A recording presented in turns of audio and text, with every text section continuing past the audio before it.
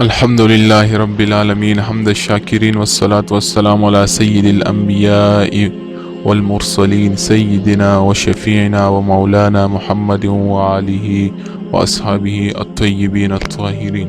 آج میرے بیان کا موضوع نماز کے فرائض کے بیان میں ہے۔ علماء جو ہیں وہ نماز کے فرائض 13 بیان کرتے ہیں۔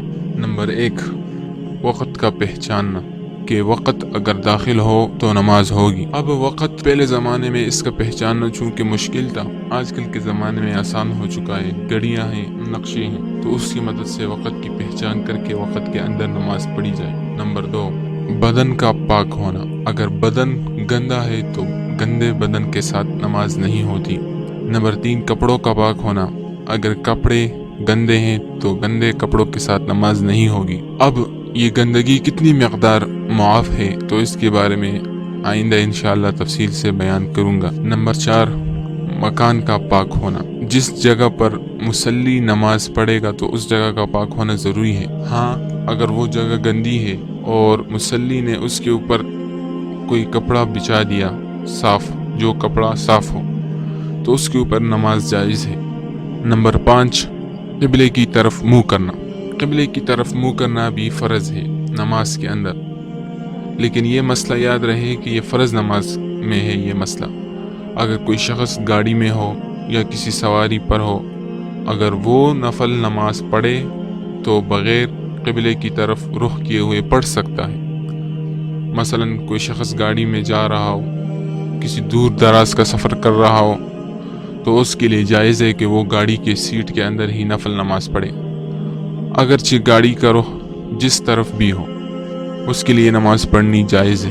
یہ مسئلہ یاد رہے کہ بعض اوقات ہم گاڑی میں سوار ہوتے ہیں لیکن ڈرائیور جو ہے وہ گاڑی نہیں روک رہا ہوتا ہے اور فرض نماز کا وقت ہوتا ہے، تو ہم کیا کرتے ہیں، گاڑی کے اندر ہی نماز پڑھ لیتے ہیں۔ ہاں، ہم گاڑی کے اندر ہی نماز پڑھیں گے، بیٹھ کر پڑھیں گے، لیکن بعد میں اس فرض نماز کی قضا کرنا ضروری ہے۔ وہ 2 وجہ سے اس فرض نماز کی قضا کرنا ضروری ہے۔ پہلی وجہ تو اس کی یہ ہے، چونکہ جو ہم نماز پڑھتے ہیں وہ فرض ہے، اور فرض میں تو میں نے یہ مسئلہ بیان کر دیا کہ قبلے کی طرف منہ کرنا ضروری ہے۔ اب 2 وجہ سے اس فرض نماز کی قضا بعد میں لازم ہے۔ پہلی وجہ تو یہ ہے کہ قبلے سے اس کا رخ پھرا ہوا ہے، اور دوسری وجہ یہ ہے کہ بیٹھ کر پڑھا ہے، کیونکہ فرض نماز میں قیام فرض ہے۔ اب ان 2 وجہ سے جو ہے اس نماز کی قضا بعد میں کرنا لازم ہے۔ تو اب آپ یہ کہیں گے کہ جب اس کی قضا لازم ہے تو اس کو پڑھیں کیوں؟ تو مسئلے کو سمجھیں کہ عذر کی 2 قسمیں ہیں۔ ایک عذر وہ ہے کہ جو اللہ تعالیٰ کی طرف سے ہے، اور ایک عذر وہ ہے کہ جو مخلوق کی طرف سے ہے۔ اللہ تعالیٰ کی طرف سے جو عذر ہے، مثلا بیماری، اگر کوئی شخص بیمار ہے اور قیام پر قادر نہیں ہے، وہ بیٹھ کر نماز پڑھ رہا ہے، اب اگر وہ بیٹھ کر نماز پڑھے گا تو بعد میں اس نماز کی قضا نہیں کرے گا، کیونکہ یہ عذر اللہ تعالیٰ کی طرف سے ہے۔ اور ایک عذر ہے مخلوق کی طرف سے، مطلب پولیس وغیرہ نے یا فوجیوں نے کسی کو قید کر لیا اور بند کر دیا ہتھکڑیوں میں اور کسی جگہ باندھ لیا۔ اب اگر نماز کا وقت آئے، وہ جس حالت میں ہو تو اس حالت میں وہ نماز پڑھے گا، لیکن بعد میں جو ہے اس کی قضا کرے گا، کیونکہ وہ عذر جو ہے مخلوق کی طرف سے ہے، خالق کی طرف سے نہیں ہے۔ اسی طرح گاڑی کے اندر جب یہ بیٹھ کر نماز پڑھے گا تو اب یہاں جو عذر ہے وہ مخلوق کی طرف سے، اللہ تعالیٰ کی طرف سے نہیں ہے، تو اس وجہ سے اس نماز کی قضا جو ہے وہ بعد میں لازم ہے۔ اب اس نماز کا فائدہ کیا ہوگا کہ جو ہم نے فرض نماز گاڑی کے وغیرہ کے اندر پڑھ لی، تو اس کا فائدہ یہ ہوگا کہ اللہ تعالیٰ جو ہے وہ ہم کو عذاب نہیں دے گا نماز کے قضا کرنے کی۔ اب چونکہ وہ قیام اس میں ساقط ہے، اسی طرح قبلے کی طرف منہ نہیں ہے، وہ تو اللہ تعالیٰ کو معلوم ہے، تو اب نماز کے قضا کرنے کی جو سزا ہے وہ اس سے جو ہے انسان بچ جائے گا۔ اس لیے فرض نماز بھی گاڑی کے اندر پڑھی جائے، لیکن بعد میں اس کی قضا کی جائے۔ یہ ہوئے 5 فرائض۔ چھٹا فرض ہے نیت کرنا۔ اب نیت کرنا وہ اگر زبان سے ہو تو پھر بھی جائز ہے، لیکن نیت کہتے ہیں دل کے قصد اور ارادے کو، بس دل کے اندر ہی نیت کر لی جائے کہ میں فلاں وقت کی نماز پڑھ رہا ہوں، تو بس دل کے قصد کا نام ہی نیت ہے۔ البتہ اگر آج کے زمانے میں زبان سے نیت پڑھ لی جائے تو یہ بھی درست ہے اور بہتر بھی ہے، کیونکہ جو صحابہ تھے ان کی توجہ برابر ہوا کرتی تھی، اس لیے وہ دل میں ہی بس نیت کر لیتے، لیکن آج کل کے زمانے کے لوگ توجہ برابر نہیں ہوتی، اس وجہ سے اگر زبان سے بھی نیت پڑھ لی جائے تو یہ زیادہ بہتر ہے۔ نمبر 7، سطر کا چھپانا۔ اب مرد کا جو سطر ہے وہ گھٹنوں سے لے کر ناف تک ہے، اور عورت کے ہاتھ کی ہتھیلیاں اور چہرہ اور نیچے پاؤں یہ سطر نہیں ہے، باقی عورت کا سب کچھ سطر ہے، وہ اسے چھپائے گی نماز کے اندر، اور مرد کا صرف ناف سے لے کر گھٹنوں تک جو ہے یہ سطر ہے۔ نمبر 8، اول تکبیر، جس کو تکبیر تحریمہ کہتے ہیں، یہ نماز کے اندر پڑھنا بھی فرض ہے، لیکن یاد رہے کہ تکبیر کھڑے ہو کر پڑھی جائے۔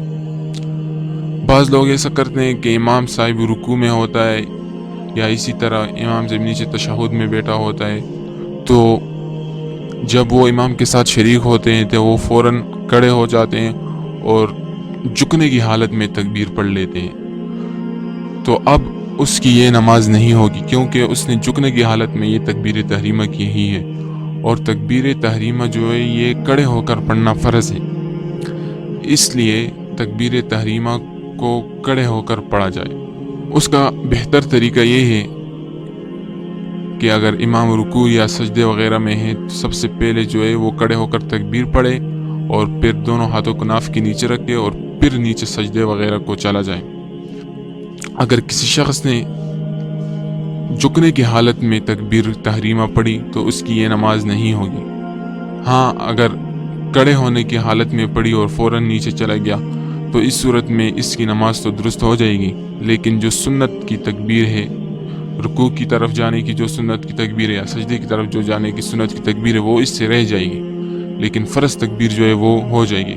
اگر جھک کر پڑھ لے تکبیر تحریمہ تو اس کی یہ تکبیر تحریمہ جو ہے ادا نہیں ہوگی اور فرض اس سے چھوٹ جائے گا، اور اس کی وجہ سے اس کی نماز نہیں ہوگی۔ یہ مسئلہ یاد رہے۔ نمبر 9، قرات۔ مطلق قرات جو ہے وہ بھی نماز کے اندر فرض ہے، وہ قرآن کریم کی 3 آیات ہیں یا ایک لمبی آیات جس کو قرآن کا نام دیا جا سکے۔ نمبر 10، قیام۔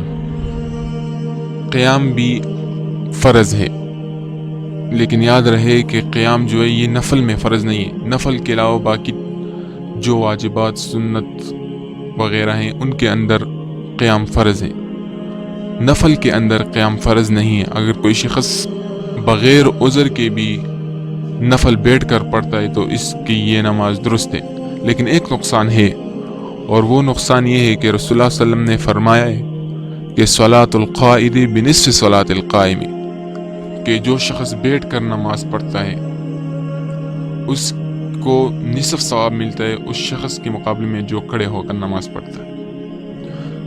تو صرف یہ ایک نقصان ہے کہ جو شخص کھڑے ہو کر نفل پڑھے گا تو اس کو زیادہ ثواب ملے گا، اور جو شخص بغیر عذر کے بیٹھ کر نماز پڑھتا ہے اس کے ثواب کے نصف برابر ثواب ملے گا۔ باقی نفل نماز پڑھنا یہ جائز ہے، بغیر عذر کے بھی جائز ہے بیٹھ کر پڑھنا، لیکن فرض نماز جائز نہیں ہے۔ فرض واجبات اور سنت وغیرہ جو ہے یہ کھڑے ہو کر ہی پڑھی جائیں گی۔ نمبر 11، رکوع۔ رکوع بھی فرض ہے۔ نمبر 12، سجدہ، اور نمبر 13، آخری قاعدہ۔ آخری قاعدہ جو ہے اس کے اندر بیٹھنا تو فرض ہے لیکن تشہد پڑھنا وہ واجب ہے، اور بعض علماء نے کہا ہے کہ والخروج بفعل المصلی، یہ بھی نماز کے اندر فرض ہے، یعنی نمازی کا اپنے فعل سے نماز سے نکلنا یہ بھی فرض ہے۔ مطلب یہ ہے کہ جب تک نمازی خود اپنی نماز کو نہ توڑے تو اس کی نماز نہیں ٹوٹتی۔ مثلا کوئی شخص مسجد کے اندر نماز پڑھ رہا تھا اور باہر سے کوئی شخص آیا اور اس نے اس کو اٹھا کر باہر لے گیا، جب تک اس نے کوئی اس طرح فعل نہیں کیا جو کہ نماز کے منافی ہے تو اس وقت تک اس کی نماز نہیں ٹوٹے گی، اگرچہ اس کو کوئی شخص باہر بھی لے جائے، لیکن جب تک اس نے کوئی منافی صلات نہیں کیا تو اس کی نماز نہیں ٹوٹے گی۔ بعض علماء نے یہ بھی بیان کیا. تو یہ ہوئے کل 13 فرائض.